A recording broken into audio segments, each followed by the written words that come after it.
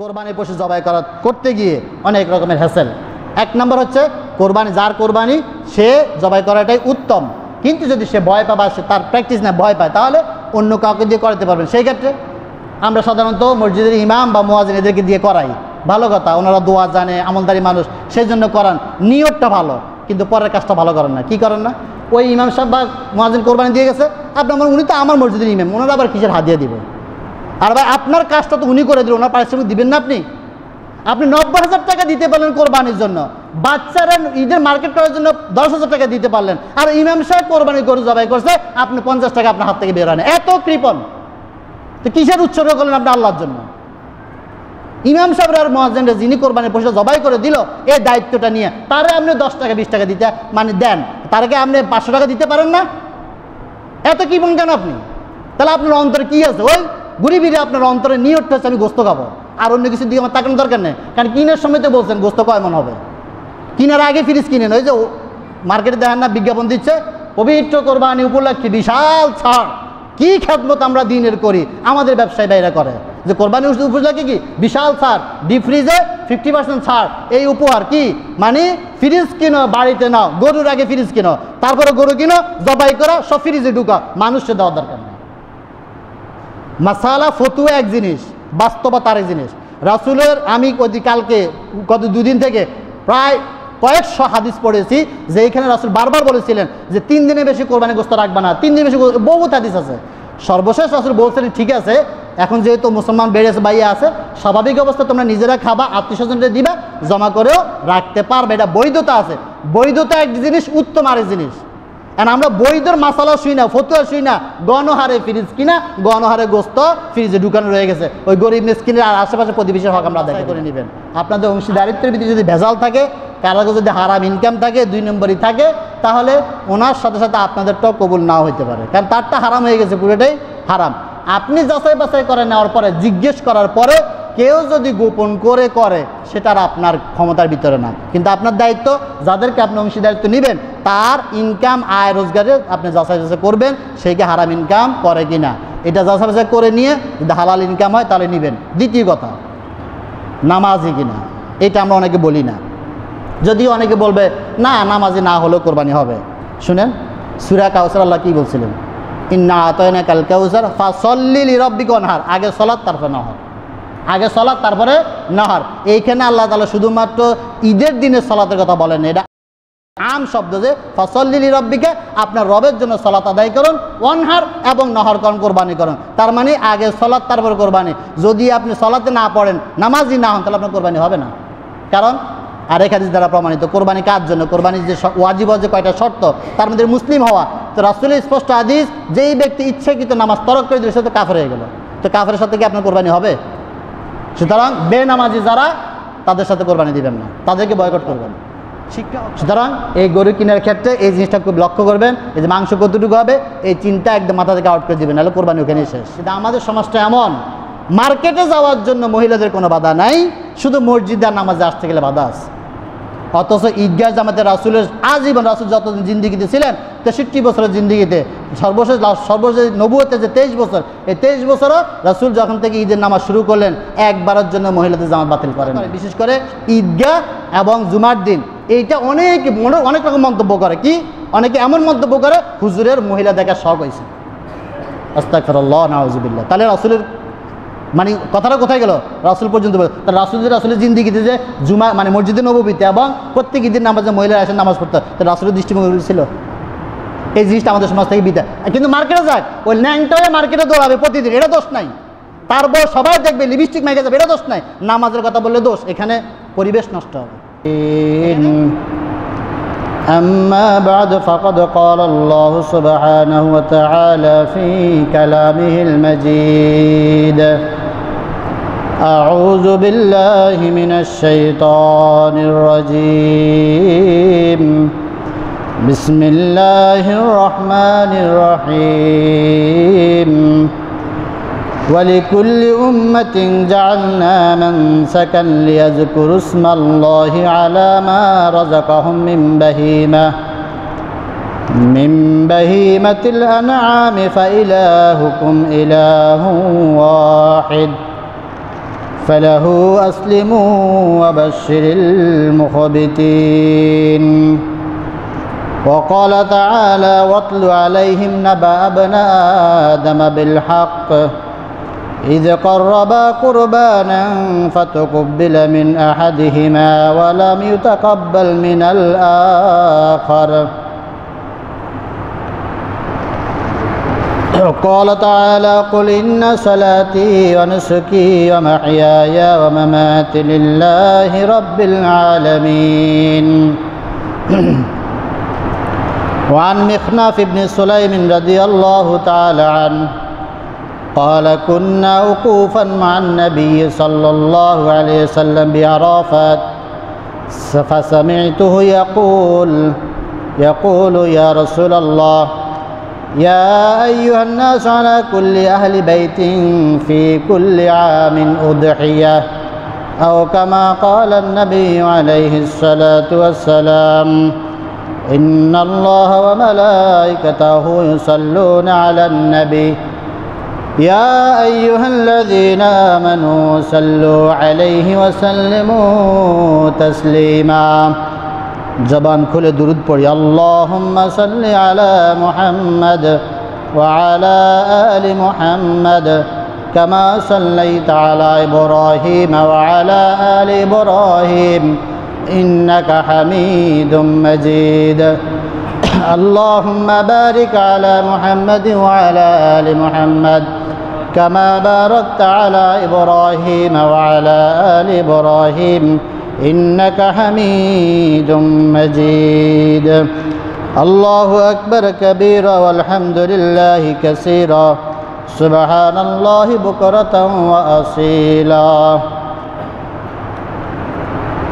আলহামদুলিল্লাহ, আল্লাহ দরবারে শুকরিয়া জ্ঞাপন করি। সকলে জবান খুলে পড়ি আলহামদুলিল্লাহ।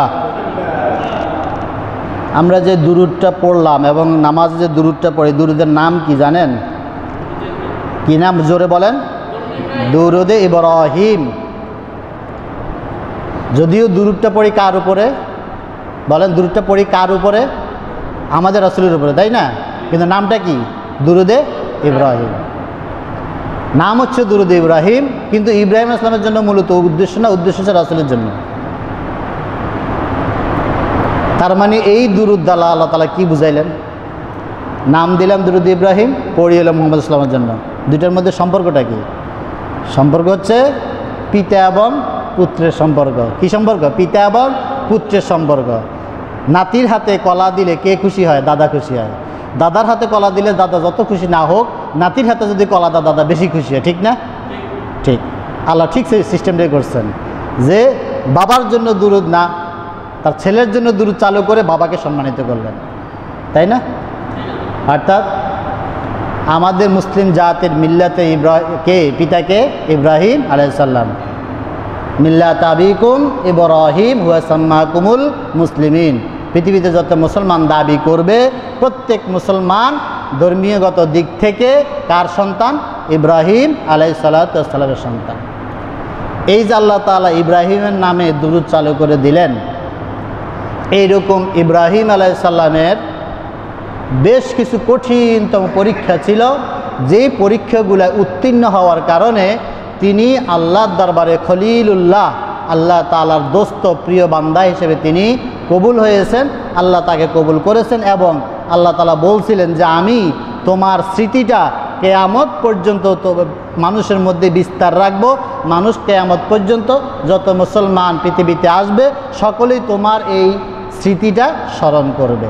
এইরকম কিছু স্মৃতি আল্লাহ তাআলা এই উম্মতের মধ্যে রেখে দিয়েছেন। তার মধ্যে অন্যতম একটা স্মৃতি, সেটা হচ্ছে আজকে আমরা এখন যে মাসে অবস্থান করছি, জুলহাজ মাস। এই জুলহাজ মাসে যে অন্যতম একটা আমল 10ই জুলহাজ আমরা ঈদুল আদহা পালন করি।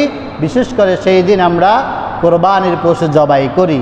এই যে কোরবানির প্রচলন, এর ইতিহাস পুরাতন, কিন্তু আমরা যেটা ফলো করি, অনুসরণ করি, এটা হচ্ছে ইব্রাহিম আলাইহিস সালাম এবং তার প্রিয় পুত্র ইসমাইল আলাইহিস সালামের আল্লাহর প্রতি নিজেদেরকে উৎসর্গ করে দেওয়া, আল্লাহর কাছে নিজেদেরকে একদম বিলীন করে দেওয়া, সম্পূর্ণরূপে আত্মসমর্পণ করে দেওয়ার স্মৃতিটাই আমরা ধরে আছি। তাহলে কোরবানি যেটা, আমরা সাধারণত কোরবানি বলে জানি।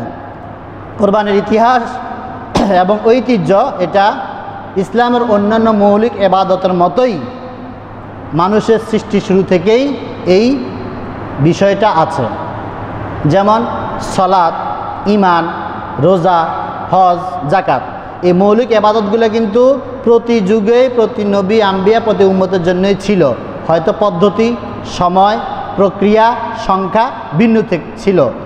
রাসূলের সময় এসব পূর্ণতা লাভ করেছে, আর কোনো চেঞ্জ হবে না। কিন্তু এর আগেও এটার মূল জিনিসটা ছিল। সকল নবীরাই সালাত আদায় করতেন, সংখ্যা, সময়, প্রক্রিয়া ভিন্ন ছিল। সকল নবীরাই রোজা পালন করতেন, সকল নবী হজ করেছিলেন, সকল নবী যাকাত দিতেন। অনুরূপভাবে এই যে কোরবানি, এটাও মানব সৃষ্টি শুরু থেকেই এই পদ্ধতিটা ছিল, এই বিধানটা ছিল, এই আমলটা ছিল।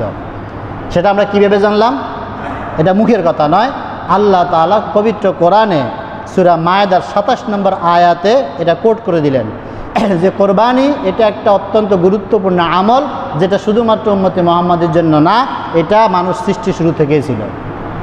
সেইটাকে স্মরণ করার জন্য আল্লাহ তাআলা তার রাসূলকে বললেন, ওয়াতলু আলাইহিম নাবা আবনা আদামা বিল হক, যে রাসূল আপনি তেলাওয়াত করে শুনান আপনার উম্মতদেরকে, যারা আপনার সামনে আমার ওহী শুনতে আসে তাদেরকে শুনিয়ে দেন।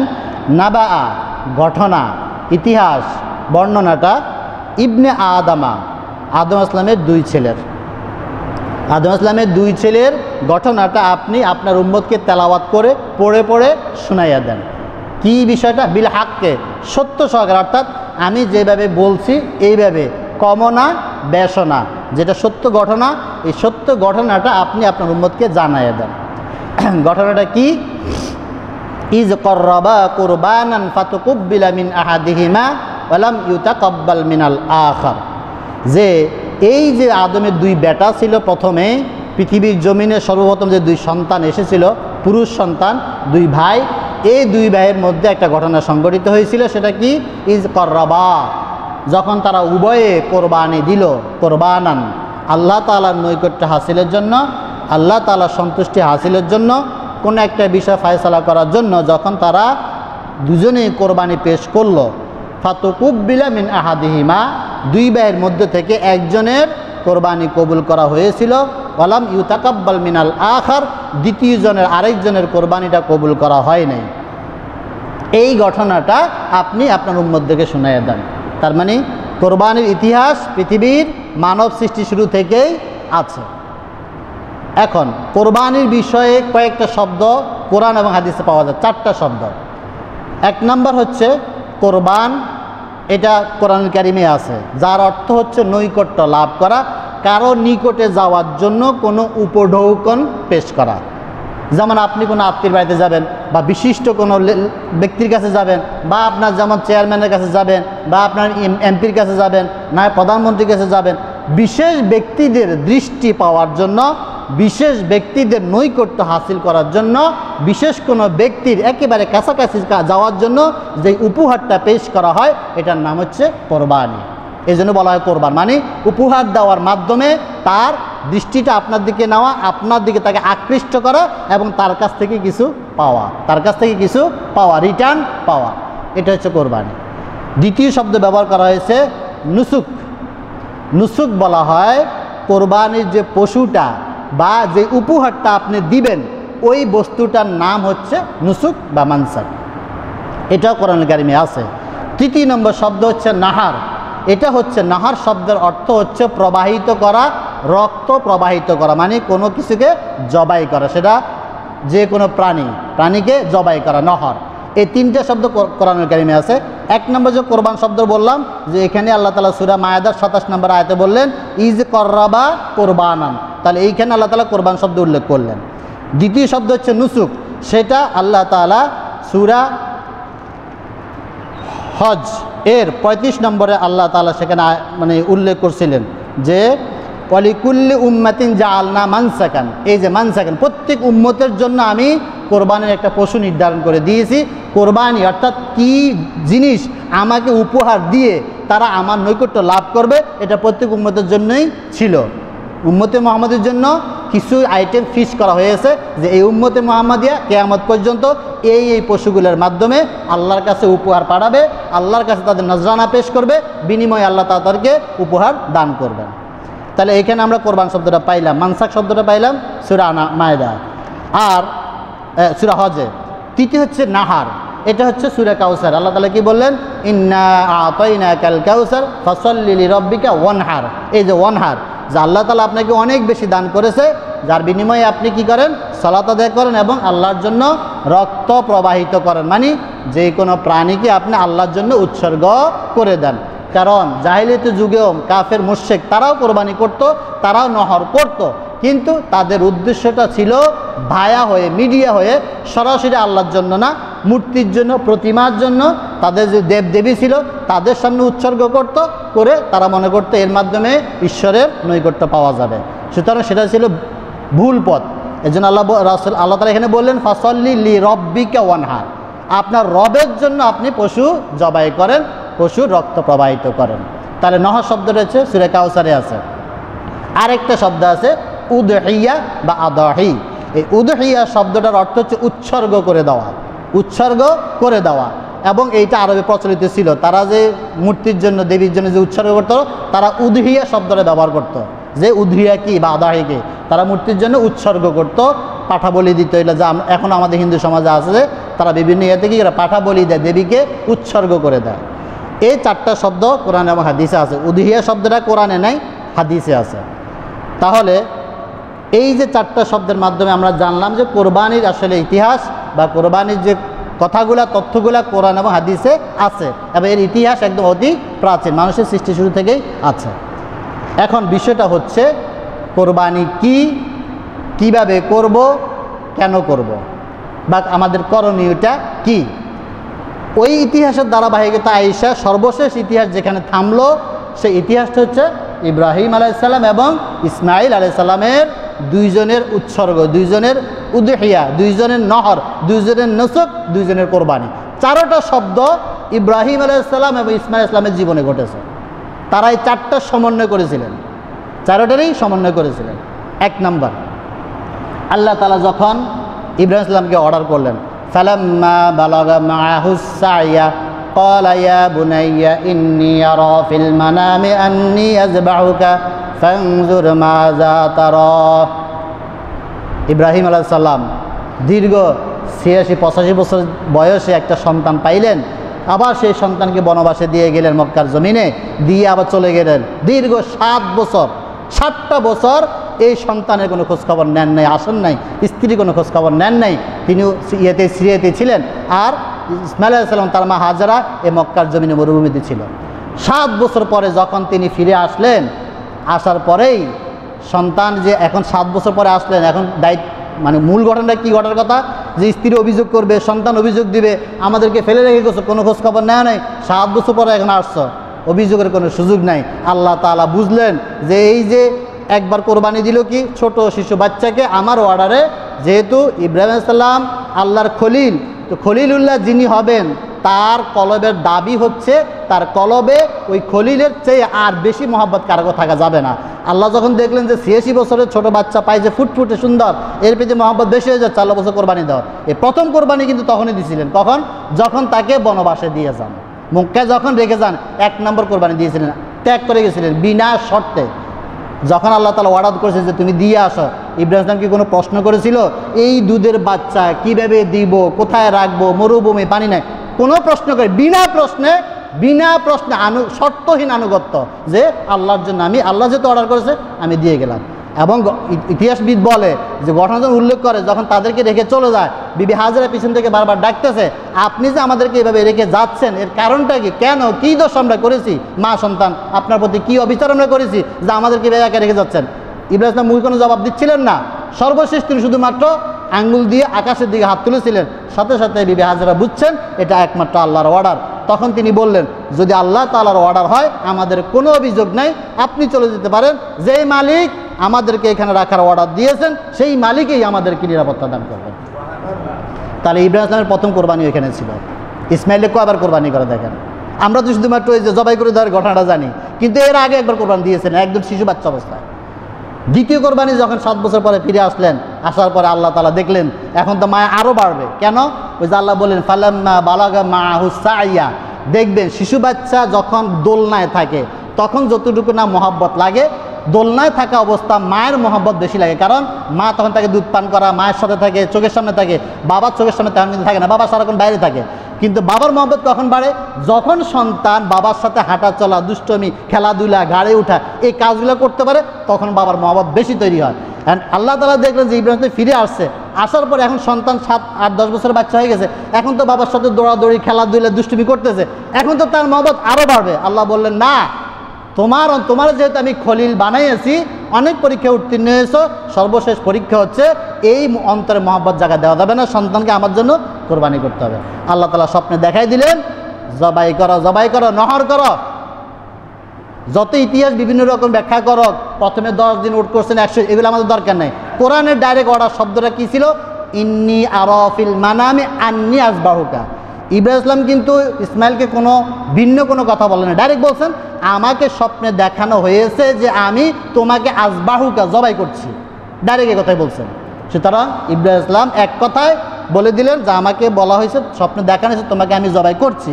ফাংজুর মাজা তারা, এখন তুমি এই বিষয়ে তোমার কি মতামত, তুমি এটাকে কি মনে করো, তোমার মতামতটা আমাকে জানো।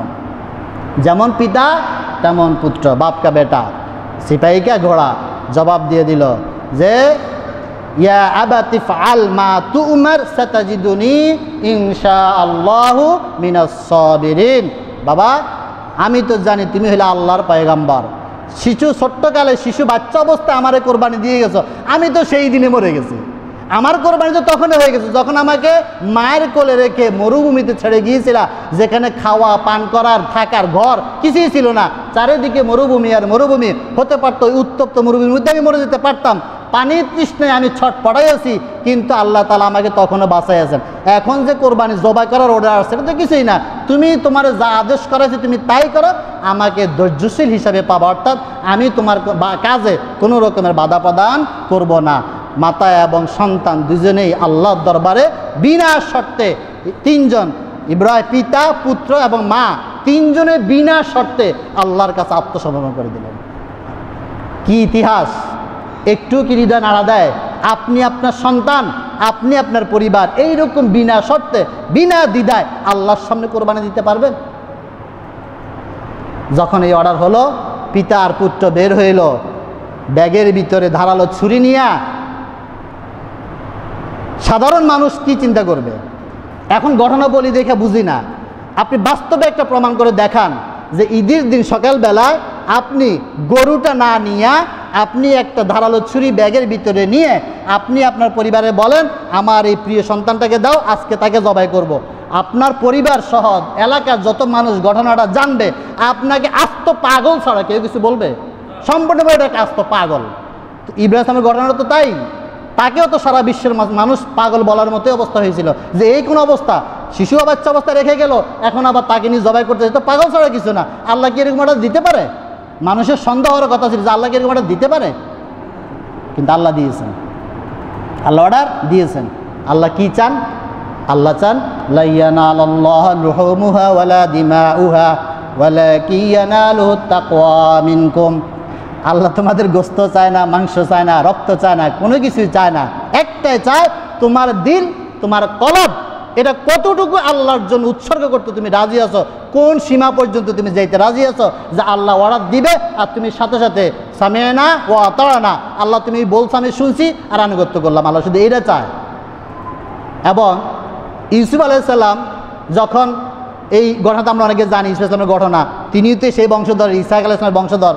এই ইউসুফ ইসলাম যখন তার পিতার থেকে এরকম মিশরে চলে যাওয়ার পরে দীর্ঘ বছরের বিচ্ছেদ, সর্বশেষ যখন বনিয়ামিন তার ছোট ভাইকে যখন নিয়ে গেছে মিশরে, রাইখে দিল কৌশল কইরা, তখন বনিয়ামিন বলছিল যে ভাই তোমার শোকে বাবা কাতর, প্রায় অন্ধ হয়ে গেছে, এখন আমারও যদি আটকে রাখো বাবা তো মরেই যাবে। তখন ইউসুফ ইসলাম ওই বনিয়ামিনকে একটা প্রশ্ন করেছিল যে তুমি কি জানো আমাদের যে পিতৃপুরুষ ইসমাইল আলাইহিস সালাম, আল্লাহ তাআলা কখন ইসমাইলকে আমাদের দাদা ইব্রাহিমের কাছে ফেরত দিয়েছেন তুমি জানো? তখন বনিয়ামিন উত্তর দিয়েছিল যে যখন তিনি তাকে জবাই করতে গিয়েছিলেন, আর তার বিনিময়ে জিব্রাইল ফেরেশতা একটা ভেড়া দুম্বা দিয়ে দিয়েছিলেন, ওইটা জবাই হয়েছে, তখন ফেরত দিয়েছেন। ঈসা আলাইহিস সালাম বললেন না, তখন ফেরত দেন নাই। ফেরত কখন দিয়েছেন? যখন তিনি ঘর থেকে ওই স্বপ্নের কথা বলার পরে যখন পিতা পুত্র সম্মত হয়ে গেলেন, আল্লাহর দরবারে কোরবানি হয়, যখন ঘর থেকে বের হয়েছেন, তখনই ফেরত দিয়ে দিয়েছে। অর্থাৎ তখনই ফয়সালা হয়ে গিয়েছে, এটা রক্ত প্রবাহিত হবে না, রক্ত প্রবাহিত কোনো একটা প্রাণীর হবে, মানুষের রক্ত দিয়ে আল্লাহর কোনো প্রয়োজন নাই, তখনই ফেরত হয়ে গেছে। কিন্তু এটা ইব্রাহিম ইসলাম জানতেন না। ঠিক আপনি আপনার পরিবার, আপনার সন্তান যদি এইভাবে আল্লাহর দরবারে কোরবানি দিতে পারেন, আপনি শুধু সহি নিয়ত, আপনার অন্তর যদি আল্লাহর দিকে যায়, আপনি নিয়ত করার সাথে সাথে আল্লাহ আপনাকে ফেরত দিয়ে দেবে। ওটা নিবে না, আল্লাহ কোনো প্রয়োজন নাই। তো আমরা যে ইবাদতগুলো করি, এগুলো কি আল্লাহর প্রয়োজন? আল্লাহ তাআলাই বলছে যে আসমান জমিনে যাহা কিছু আছে সবই আমার তাসবিহ পড়ে, ইচ্ছা হোক আর অনিচ্ছা হোক। তুমি আমার তাসবিহ পড়ো না পড়ো, আমার ইবাদত করো না করো, আমরা কিচ্ছু আসে যায় না, আমি তোমার। কারণ আল্লাহুস সামাদ, আল্লাহ যে বললো আল্লাহ বেনিয়াজ, অমুখাপেক্ষী। আল্লাহ তাআলা আমাদের ইবাদতের মুখাপেক্ষী নয়। আমরা কি মনে করি আমি নামাজ পড়তেছি আল্লাহর, মানে আল্লাহর প্রয়োজন এটা না, এটা আমার প্রয়োজন। ওই জন্য ঠেকার ইবাদত আল্লাহর প্রয়োজন নাই, যে ঠেকায় পড়ে করতেছি না, এটা আপনার জন্য আপনি করবেন, আল্লাহর কোনো প্রয়োজন নাই। সুতরাং এই কোরবানির ইতিহাসটা, বর্তমান যে প্রচলিত নিয়ম, এটা হচ্ছে এই পিতা এবং পুত্রের কোরবানির ইতিহাস। ঘটনা অনেক, ওটা আমার বলার উদ্দেশ্য না। আমার বলার উদ্দেশ্য হচ্ছে কোরবানির মুখ্য জিনিসটা কী ছিল। কোরবানির মূল উদ্দেশ্য হচ্ছে শর্তহীন আনুগত্য। এটা মনে রাখবেন, কোরবানির মূল উদ্দেশ্য, মূল ব্যাখ্যা হচ্ছে শর্তহীন আনুগত্য, বিনা শর্তে আল্লাহর হুকুমের কাছে। শুধুমাত্র কোরবানি গরু জবাইয়ের ক্ষেত্রে নয়, জীবনের প্রতিটা ক্ষেত্রে আল্লাহর হুকুমের সামনে কোরআনুল কারিমে আল্লাহ তাআলা যত আদেশ করেছেন, যত নিষেধ করেছেন, আদেশগুলোর সামনে বিনা শর্তে নিজে পালন করা, নিষিদ্ধ বিষয়গুলোর প্রতি বিনা শর্তে ফেরত থাকা, এটা হচ্ছে কোরবানি। এটা হচ্ছে কোরবানি। যার কারণে এর ইতিহাসটা কিন্তু মানব সৃষ্টির শুরু থেকে, এটা যদি নিছক একটা শুধুমাত্র কোরবানি পশু জবাই করা হতো, তাহলে এটা ওই মানব সৃষ্টির শুরু থেকে এই আমলটা দরকার ছিল না। কিন্তু মানব সৃষ্টির শুরুতেই আল্লাহ দেখায় দিলেন, দুনিয়াতে পাঠাইছি তোমাকে সাময়িক সময়ের জন্য, কিন্তু এই সময়টাতে তুমি কোনমুখী থাকবা। ইন্নী ওয়াজ্জাহাতু, আমরা যে পড়ি যে ইন্নী ওয়াজ্জাহাতু ওয়াজহিয়া লিল্লাযী ফাতারাস সামাওয়াতি ওয়াল আরদা হানিফা ওয়া মা আনা মিনাল মুশরিকিন, আমরা যে দাবিটা করি কেন, অর্থাৎ দুনিয়াতে আসার পর আমার মুখ কোন দিকে থাকবে, আমার কলবের মুখটা কোন দিকে থাকবে, আমার কলবের মুখ, আমার নিয়তের মুখ, আমার আমলের মুখ থাকবে আল্লাহর দিকে, অন্য কারোর দিকে নয়। এটা হচ্ছে কোরবানি। সুতরাং সেই ইতিহাসের ধারাবাহিকতায় কোরবানি আমাদের কাছে আসছে। এখন কোরবানির অনেক আলোচনা, খুব মানে সময় খুব সংক্ষেপ। শুধুমাত্র আমি কোরবানির যে মাসালাগুলা, এক নম্বর হচ্ছে আপনার নিয়ত, ইন্নামাল আমালু বিন্নিয়াত। এক নম্বর, যে কোনো আমলের প্রথমে হচ্ছে আপনাকে নিয়তটা সহি করতে হবে। তাহলে এক নম্বর হচ্ছে আপনার নিয়তটা খালেস করতে হবে। কি কারণে, কার উদ্দেশ্যে, কার নামে আপনি কোরবানিটা দিচ্ছেন। তাহলে এক নম্বর আপনাকে নিয়ত শুদ্ধ করতে হবে যে আমি আল্লাহ তাআলার এই অর্ডারটা, আমাদের জাতির পিতা ইব্রাহিম আলাইহিস সালামের যে সুন্নাহ, সে সুন্নাহ মোতাবেক আমার যে আল্লাহ তাআলা রুজি রোজগার করার সামর্থ্য দিয়েছেন, ব্যবসা বাণিজ্য ধন সম্পদ দিয়েছেন, তার একটা অংশ আমি একমাত্র আল্লাহর জন্য উৎসর্গ করে দিলাম। আমার গোস্ত খাওয়ারও দরকার নাই, রিটার্ন আসার কোনো দরকার নাই, পাইলে খাবো না পাইলে নাই, কিন্তু আমি আমার পুরা জিনিসটা আল্লাহর জন্য উৎসর্গ করে দিব। এই নিয়তটাকে আপনাকে সহি করতে হবে। দ্বিতীয় কথা হচ্ছে কোরবানির পশু নিয়ত করার পরে এখন কোরবানির পশু কিনবেন। কোরবানি পশু কেনার ক্ষেত্রে কয়েকটা বিষয় দেখতে হবে। এক নম্বর হচ্ছে এই কোরবানির পশুর কয় শ্রেণীর। সব পশু দিয়ে, সব হালাল প্রাণী দিয়ে কোরবানি হবে না। যেমন হরিণের গোশত খাওয়া তো হালাল, তাই না? ওটা কি কোরবানি হবে? হবে না। আল্লাহ তাআলা কোরআনে এবং সূরা আনামে এবং রাসূল হাদিসের মধ্যে বলেছেন, এখানে 4 প্রকার পশুর কথা বলা হয়েছে। এক নম্বর হচ্ছে গরু জাতীয়, 2 নম্বর হচ্ছে উট, 3 নম্বর হচ্ছে আপনার ভেড়া, ছাগল, দুম্বা, এই জাতীয়। জাত হচ্ছে 3টা, গরুর জাত, উটের জাত, ছাগল, ভেড়া, দুম্বার জাত। প্রাণী হচ্ছে গরুর জাতের মধ্যে পড়বে আপনার, তবে সবগুলাই হতে হবে আপনাকে গৃহপালিত। সবগুলোই কি হতে হবে? গৃহপালিত। বাহিমাতুল আনআম, আল্লাহ তাআলা বলছেন সূরা হজে যে বাহিমাতুল আনআমে যে চতুষ্পদ জন্তুগুলো ঘরে লালন পালন করা হয়, বন্য না, বন্য প্রাণী দিয়ে হবে না। তাহলে এক নম্বর হচ্ছে আপনাকে গৃহপালিত হতে হবে। এর মধ্যে গরুর মধ্যে আরেকটা জাত পড়ে মহিষ, এই দুইটাই ঘরে লালন পালন করা হয়। গরু এবং মহিষের ক্ষেত্রে বয়স হতে হবে 2 বছর। তৃতীয় হচ্ছে উট হচ্ছে 5 বছর। উটের বয়স হতে হবে ন্যূনতম 5 বছর। এরপরে আছে আপনার ভেড়া, ছাগল, দুম্বা তিনটাই এক ক্যাটাগরির। ভেড়া, ছাগল, দুম্বা। আমাদের দেশে সাধারণত বেশিরভাগ ছাগলের প্রচলন। তাহলে ভেড়া, ছাগল, দুম্বা এই তিন শ্রেণী, এটার ক্ষেত্রে হইতে হবে 1 বছর। তবে ভেড়া, দুম্বার ক্ষেত্রে বলা হয়েছে দুম্বা একটু নাদুস নুদুস হয় অনেক সময়। যদি দুম্বাটা 6 মাসের বয়স হয় কিন্তু দেখতে 1 বছরের বকরির মতো লাগে, তাহলে সেটা দিয়েও করা যাবে। তা আমাদের দেশে তার দুম্বার পছন্দ এরকম নাই, যদি এখন কিছুটা দুই একটা শুরু হচ্ছে। তবে বেশিরভাগ আমরা ছাগল কিনে থাকি, সেই ক্ষেত্রে ছাগলের বয়স অবশ্যই 1 বছর হতে হবে, এটা আপনাকে যাচাই করে নিতে হবে। তাহলে এই গরু, মহিষ, উট, ছাগল, ভেড়া, দুম্বা এই কয়টা প্রাণী দিয়ে আপনি কোরবানি করতে পারবেন। তাহলে কোরবানি পশু কেনার ক্ষেত্রে আপনাকে এই প্রাণীগুলো সিলেক্ট করতে হবে। 3 নম্বর কথা হচ্ছে অংশীদারিত্ব। পশুর ভিতরে অংশীদারিত্ব, এবং সেটা আগে নির্ধারণ করে নেওয়াই ভালো। এটা নিয়ে অনেক মতামত আছে, তবে হাদিসের বহুত হাদিস আছে, সহি হাদিস আছে যে রাসূলের যুগেও সাহাবীরা গরু, মহিষ এবং উট এই 3 শ্রেণীর প্রাণীর মধ্যে সর্বোচ্চ 7 জন পর্যন্ত অংশীদার হতে পারতেন। সর্বোচ্চ 7 জন পর্যন্ত অংশীদারের ভিত্তিতে কোরবানি দিতে পারবেন। এটা নিয়ে আর কোনো সন্দেহ দরকার নেই, এটা করা যাবে, এটা সহিহ হাদিস দ্বারা প্রমাণিত। তাহলে সেটা কিন্তু কিসের? গরু, মহিষ এবং উট। কিন্তু ছাগল, ভেড়া, দুম্বাতে একাধিক নাম হবে না, এটা একজনের পক্ষ থেকেই হবে, একজন অংশীদারের মাধ্যমে হবে। এখন এই পশুগুলো কেনার ক্ষেত্রে 1 নম্বর হচ্ছে আপনার ইনকাম হালাল হতে হবে। আয়টা কি হতে হবে? হালাল হতে হবে।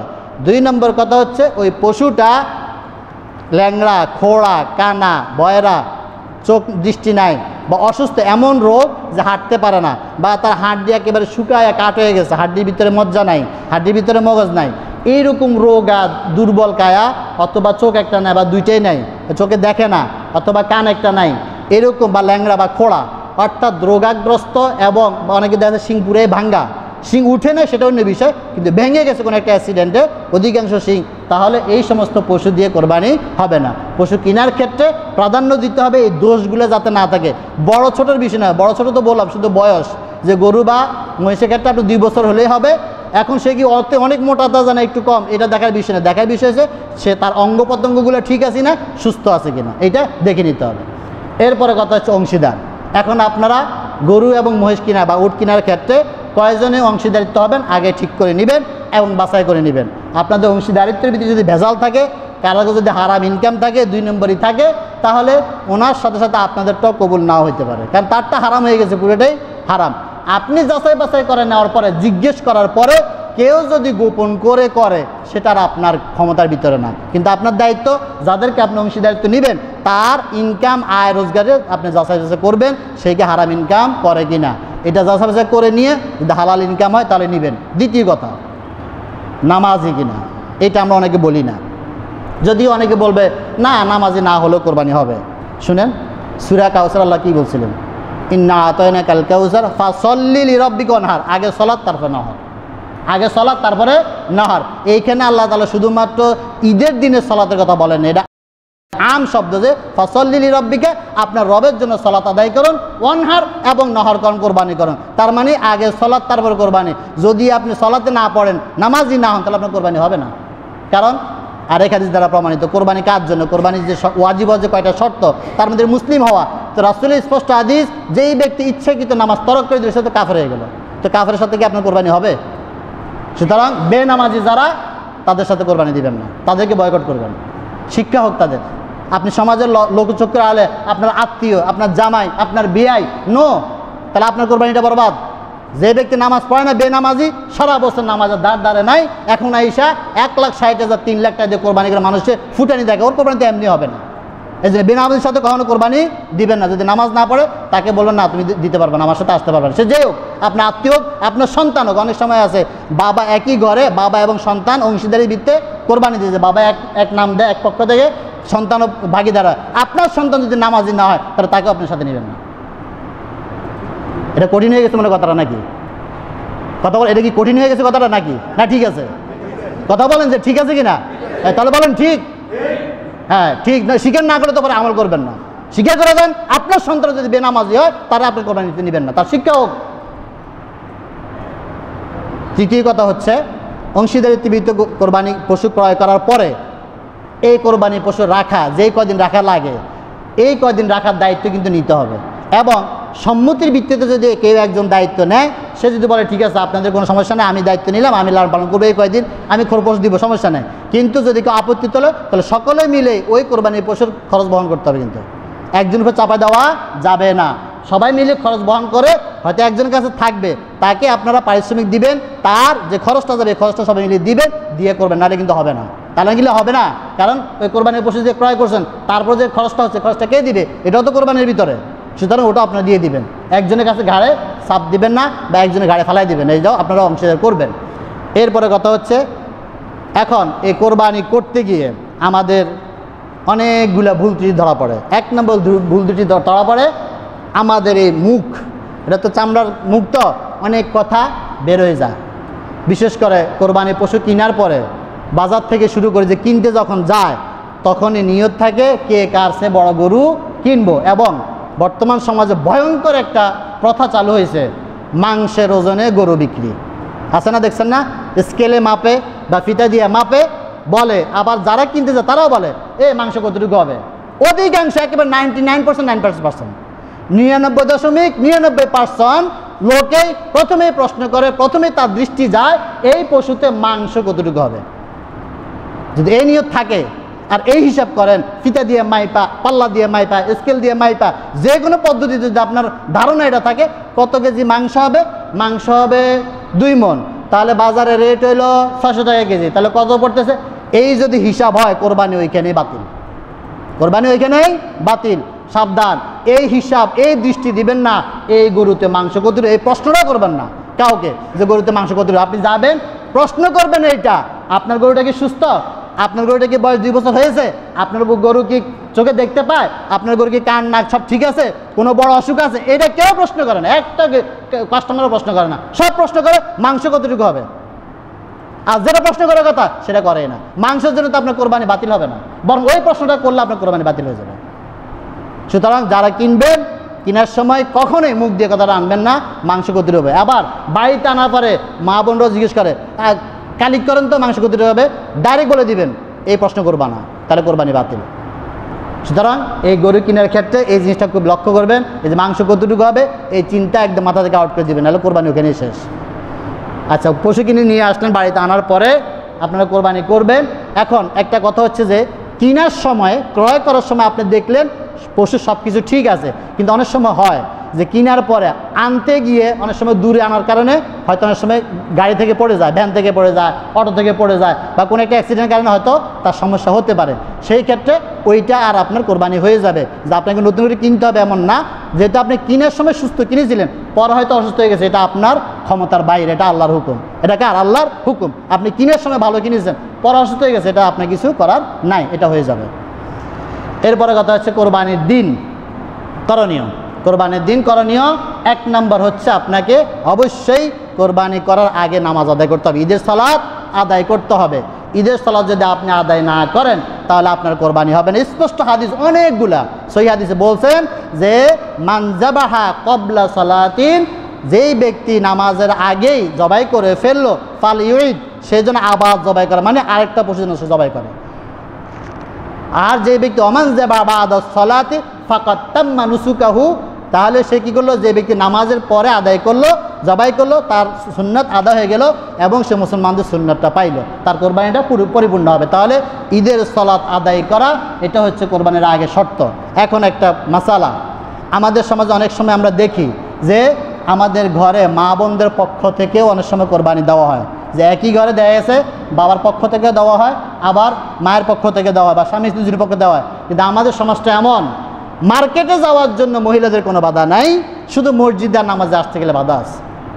অথচ ঈদগাহ জামাতে রাসূলের আজীবন, রাসূল যতদিন জিন্দিগিতে ছিলেন 63 বছরের জিন্দিগিতে, সর্বশেষ নবুয়তে যে 23 বছর, এই 23 বছরও রাসূল যখন থেকে ঈদের নামাজ শুরু করলেন একবারের জন্য মহিলাদের জামাত বাতিল করেন নাই, সবসময় মহিলাদের জামাত রেখেছেন। মানে আপনার যে মহিলা, যে স্ত্রী, সে যদি, যেমন অনেকে আছে স্বামী থাকে বিদেশ, তাই না, স্বামী থাকে বিদেশ, স্ত্রী থাকে দেশে, আর স্বামী হয়তো ওখানে কোরবানি দিচ্ছে, আবার স্ত্রীর নামে দেশে কোরবানি দিচ্ছে, আর এই স্ত্রী নামাজ পড়ে নাই, তো তার কোরবানি হবে কিনা? এটা ফটো আমি দিব না, আপনারা বড় মুফতি হিসেবে জিজ্ঞেস করে নিন। যে প্রশ্ন হচ্ছে এটা, যে আমাদের সমাজে যখন এই কথাটা আমি বলি, যে বা অনেকে বলে যে মহিলাদেরও নামাজের ব্যবস্থা করে, বিশেষ করে ঈদগাহ এবং জুমার দিন, এইটা অনেক রকম মন্তব্য করে। কি অনেকে এমন মন্তব্য করে হুজুরের মহিলা দেখার শখ হয়েছে। আস্তাগফিরুল্লাহ নাউযুবিল্লাহ। তাহলে রাসূলের মানে কথাটা কোথায় গেল? রাসূল পর্যন্ত রাসূলের জিন্দিগিতে যে জুমা মানে মসজিদে নববীতে এবং প্রত্যেক ঈদের নামাজে মহিলারা এসে নামাজ পড়তে, রাসূলের দৃষ্টিভঙ্গি ছিল এই জিনিসটা আমাদের সমাজ থেকে বিদায়। কিন্তু মার্কেটে যাক, ওই ন্যাংটা হয়ে মার্কেটে দৌড়াবে প্রতিদিন, এটা দোষ নাই। তারপর সবাই দেখবে লিপস্টিক মেখে যাবে, এটা দোষ নাই। নামাজের কথা বললে দোষ। এখানে পরিবেশ নষ্ট হবে, এখানে পরিবেশ নষ্ট হবে, এখানে পরিবেশ নষ্ট। এখানে তার একসাথে নামাজ পড়বে না, এটা আলাদা ব্যবস্থা মানে পর্দার সাথে। আর মার্কেটে কি পর্দার সাথে মার্কেট করার সুযোগ আছে নাকি? সেটা তো নাই। কিন্তু সেখানে কোনো সমস্যা না। সমস্যা যত এই ভালো কাজ, এটা হচ্ছে শয়তানের ধোঁকা যে মসজিদে আনা যাবে না। কারণ মহিলাগুলো যখন মসজিদে আসবে, জুমার দিন বয়ান শুনবে, ঈদের দিন বয়ান শুনবে, তো তারা তো হেদায়েত হয়ে যাবে। হেদায়েত হয়ে গেলে পর্দা ঢুকে যাবে, শয়তানের তো কাজ বন্ধ হয়ে যাবে। শয়তান কাস্টমার পাবে, শয়তান কাস্টমার লাগবে তো। এই জন্য যদি কোনো মহিলা যদি তার পক্ষ থেকে কোরবানি দেয়, তারও নামাজ পড়া এই হাদিস মতে তার নামাজ পড়া ওয়াজিব। এই জন্য আমি বারবার বলি, আমার এলাকাও বলি, এখন পর্যন্ত মানাইতে পারলাম না। কারণ সমাজটা পরিবর্তন হতে চায় না। ওই একটা জিনিস ধরে আছে, ওটা নিয়ে ধরে আছে। আমি আমার কমিটিকে বেশ কয়েকবার বলেছিলাম যে আপনারাও দোতলায় মসজিদে এত সাজানোর কোনো প্রয়োজন নাই, এবাদতের জন্য মসজিদে এত সাজানোর প্রয়োজন নাই। মসজিদ এবাদতের জন্য মুসল্লির প্রয়োজন আর ব্যবস্থাপনার প্রয়োজন। আপনারা প্রয়োজনের উপরে একটা 2-3টা রো করে ওই পাশ দিয়ে সিঁড়ি করে ব্যবস্থা করে দেন, যাতে মহিলারা জুমার দিন আসতে পারে, তারা যেন আলোচনা শুনতে পারে, হেদায়েত হতে পারে। কিন্তু আমাদের মহিলা সব যায় মার্কেটে, মসজিদে নেই। এবং ঈদের জামাতেও আপনারা আলাদা প্যান্ডেল করে মহিলাদের জামাতের ব্যবস্থা করেন, সওয়াব পাবেন, এটা সুন্নাহ। সুতরাং কোরবানি করার আগে আপনাকে অবশ্যই নামাজ আদায় করতে হবে। নামাজ না পড়ে যদি কোরবানি করেন, আপনার কোরবানি হবে না, আপনার যে লাটসায় ভর না কেন। ঠিকই কথা, কোরবানি পশু জবাই করতে গিয়ে অনেক রকমের হ্যাসেল। 1 নম্বর হচ্ছে কোরবানি, যার কোরবানি সে জবাই করাটাই উত্তম। কিন্তু যদি সে ভয় পায় বা সে তার প্র্যাকটিস না ভয় পায়, তাহলে অন্য কাউকে দিয়ে করাতে পারবেন। সেই ক্ষেত্রে আমরা সাধারণত মসজিদের ইমাম বা মুয়াজ্জিন এদেরকে দিয়ে করাই। ভালো কথা, ওনারা দোয়া জানে, আমলদারি মানুষ, সেই জন্য করান, নিয়তটা ভালো। কিন্তু পরের কাজটা ভালো করেন না। কি করেন না? ওই ইমাম সাহেব বা মুয়াজ্জিন কোরবানি দিয়ে গেছে, উনি তো আমার মসজিদের ইমাম, ওনারা আবার কিসের হাদিয়া দিবে? আর ভাই আপনার কাজটা তো উনি করে দিল, ওনার পারিশ্রমিক দিবেন না আপনি? আপনি 90,000 টাকা দিতে পারলেন কোরবানির জন্য, বাচ্চারা ঈদের মার্কেট করার জন্য 10,000 টাকা দিতে পারলেন, আর ইমাম সাহেব কোরবানি করে জবাই করছে, আপনি 50 টাকা আপনার হাত থেকে বের হয় না। এত কৃপণ তো কিসের উৎসর্গ করলেন আপনি আল্লাহর জন্য? ইমাম সাহেব আর মুয়াজ্জিনরা যিনি কোরবানির পশু জবাই করে দিল, এই দায়িত্বটা নিয়ে তারে আপনি 10 টাকা 20 টাকা দিতে মানে দেন, তারকে আপনি 500 টাকা দিতে পারেন না? এত কৃপণ কেন আপনি?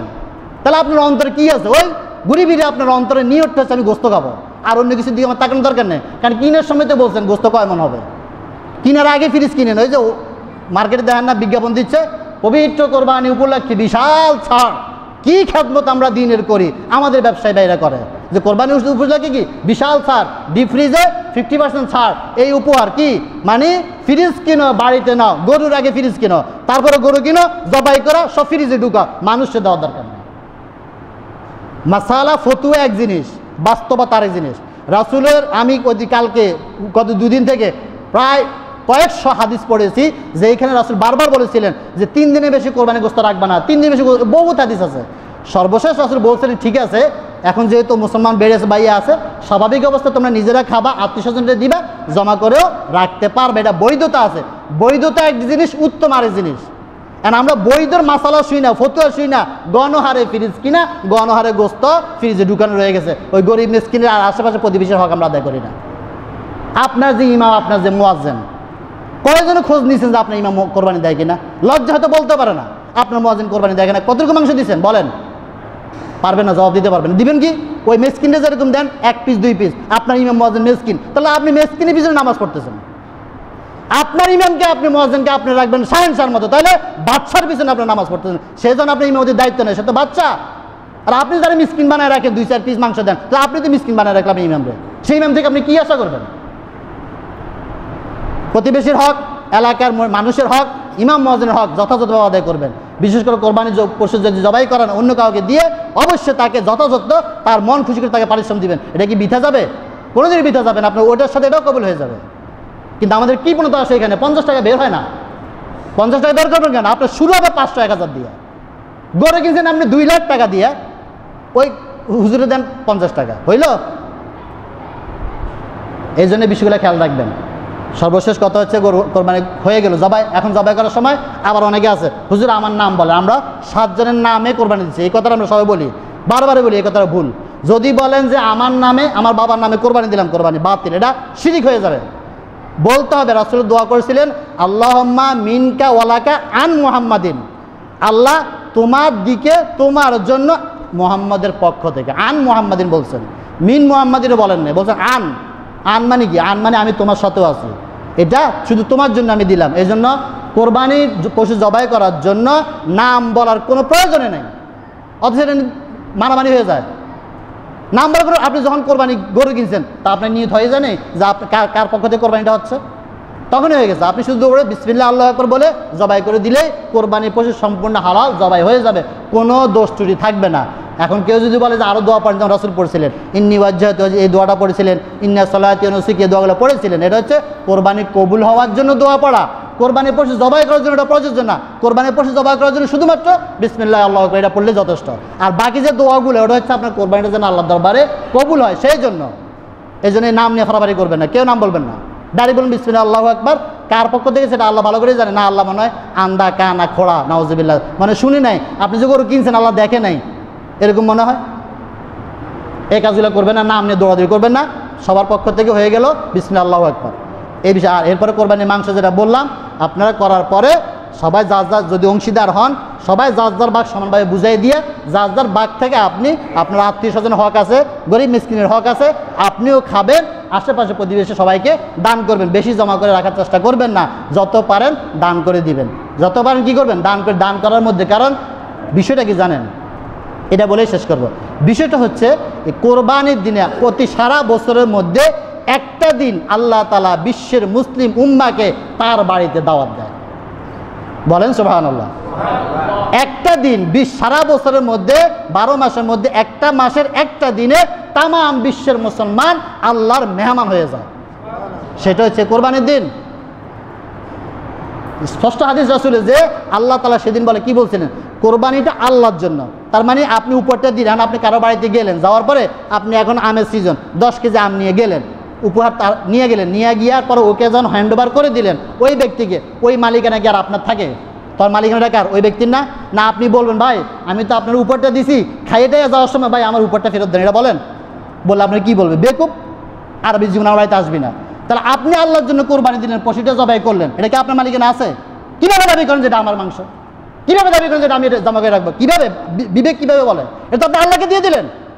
আল্লাহ খুশি হয়ে যেটা আল্লাহ বলছেন আমার দরকার নাই, আমি আমার বান্দা আমাকে দিয়ে দিয়েছে, যদি আপনারটা কবুল হইয়া থাকে আল্লাহর দরবারে তাহলে আপনার উপরটা আল্লাহ গ্রহণ করে এরপর আল্লাহ বলেন বান্দা আমার তো এটার দরকার নাই, আমি তোকে আবার রিটার্ন দিলাম, হাদিয়াটা দিয়ে দিলাম, তুইও খা, আমার অন্যান্য বান্দাদেরকে খাওয়া, যারা দিতে পারে না তাদের খাওয়া। মাংসটার মালিক কে? আসলে আল্লাহ। মাংসটার মালিক কে? আল্লাহ। আল্লাহ আপনাকে ফেরত দিয়েছে, তুই খা, আমার অন্যান্য বান্দাকে দেখে। তাহলে আপনি কীভাবে এটা এইভাবে ধরে রাখেন? এটা আপনার মালিক, আপনি না। এতটুকু বিবেক আমাদের হয় না। যাই হোক, এই কোরবানির মাংসের বিষয়ে যতটুকু পারবেন শুধু দান করে যাবেন, মাথায় এটা রাখবেন এটা মালিক আমি না, মালিক আল্লাহ ছিল। আল্লাহ আমাকে দয়া করে, তিনি দয়া করে আমার উপহার দিয়েছেন, আমি আজকে তার মেহমান। সুতরাং আমি যেহেতু তার মেহমান হয়েছি, আমি আরও মেহমানদেরকে নিয়ে মেহমানদারি করব। এটা সচেতন থাকবেন, জমা করে রাখবেন, দোষ নাই। কিন্তু বিবেক কি বলে? বিবেকের কাছে তাড়না দিয়েন যে আপনি খাইলেন অন্য কেউ পাইল না, আপনি খাইলেন 7 দিন যাবত, 1 মাস যাবত, 2 মাস যাবত, আর একজন একবেলা খাইতে পারেন না। সমাজে বহুত মানুষ আছে যারা বছরে একবারও গরুর মাংস খাইতে পারে না। সুতরাং এই বিষয়টা খেয়াল রাখবেন, ইমাম মুয়াজ্জিনের হক আদায় করবেন। আমি বারবার বললাম জবাই এবং তাদের প্রতি যে হক আছে হকটা আদায় করবেন, সবাই গুরুত্ব দিয়ে ওই হকটা আদায় করবেন। আল্লাহ তাআলা আমাদেরকে কবুল করুন। আরও অনেক বিষয় ছিল কিন্তু সময় অনেক পার হয়ে গেছে, আরও অনেক বিষয় আছে, আপনারা জেনে নেবেন। কোনো প্রশ্ন থাকলেও আমার মোবাইল নাম্বার অনেকের কাছে আছে, যদিও আজকে ওপেন প্রশ্ন করার ইচ্ছা ছিল না, যাই হোক যতটুকু বললাম এতটুকুর উপর আমল করা এবং জেনে মানুষকে জানানো, আর না জানা থাকলে ফোন দিবেন বা আশেপাশে আলেমরা তাদেরকে জেনে সহিভাবে যাতে কোরবানিটা হয়।